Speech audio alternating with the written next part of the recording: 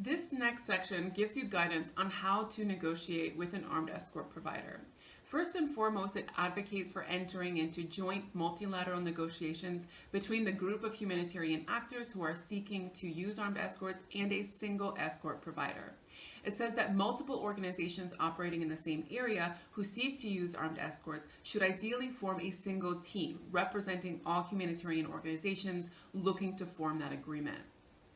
If you do set up a team, you should of course be prepping beforehand, deciding on positions internally within your organization and then with each other as well prior to the negotiations. Whether you do end up entering into multilateral negotiations or you do end up having contiguous bilateral negotiations, there are still a few things that you should be considering when you're negotiating armed escorts. First of all, given the liability issues, it's important that you get the agreement in writing. You also want to consider the possible political ramifications or issues of legal liability that might arise, including this. If the UN is a party to the agreement, you want to understand if they can invoke the privileges and the immunities of the United Nations, and if so, who can and who can't be covered by this. You also want to be clear whether or not it's okay to share the fact that you have an arrangement or the contents of that arrangement outside the parties involved. So for example, if you don't want something to be public, you need to make that clear.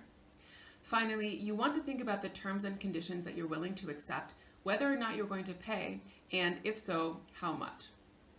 For more information on the costs and compensation side, you can turn to Annex C. The guidelines state that as often as possible, the humanitarian community should seek to establish common procedures for the fundamental elements of a convoy. For example, procedures with respect to the composition of the convoys, including whether or not UN and non-UN vehicles are going to be mixed, whether there's going to be a manifest of passengers and if it's going to be available and to whom.